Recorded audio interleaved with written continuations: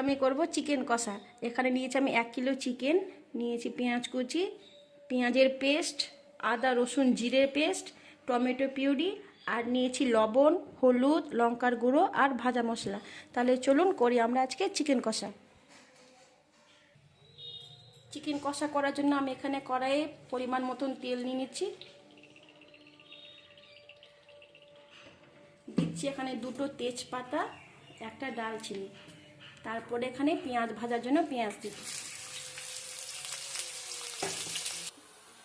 পেঁয়াজ ভাজা হয়ে গেছে, এখানে দিয়ে দেবো পেঁয়াজের পেস্ট। একটু নাড়াচাড়া করে নিয়ে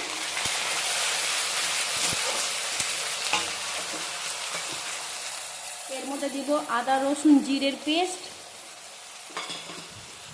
দিব লবণ, হলুদ, লঙ্কার গুঁড়ো আর ভাজা মশলার গুঁড়ো। এবার সব কটাকে ভালো করে কষিয়ে নিব। মশলা ভাজা হয়ে গেছে, এখানে দিয়ে দেবো টমেটো পিউরি। টমেটো পিউরিটা ভালো করে নেড়ে চিড়ে নেব। তারপরে দিয়ে দেবো ধুয়ে রাখা মাংস।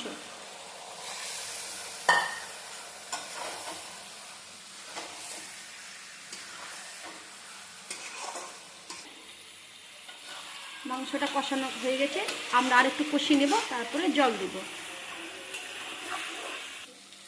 মানে মাংস খুব ভালো করে কষা গেছে, এটা আমরা দিব উষুম জল মাংস সেদ্ধ হওয়ার জন্য। মাংসকে আমরা 10 মিনিট সেদ্ধ হতে দিব। আমাদের মাংস রেডি হয়ে গেছে, অল্প করে ধনে পাতা দিয়ে আমরা মাংসটাকে নামিয়ে নেব।